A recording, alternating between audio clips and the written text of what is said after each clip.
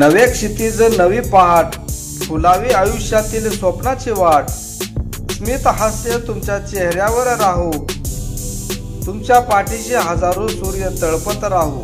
शिक्षण महर्षी दलित मित्र, आमच्या संस्थेचे आधारस्तंभ, प्रेरणास्थान, शिक्षण रत्न DB लोहारे गुरुजी यांना 91व्या वाढदिवसानिमित्त हार्दिक शुभेच्छा।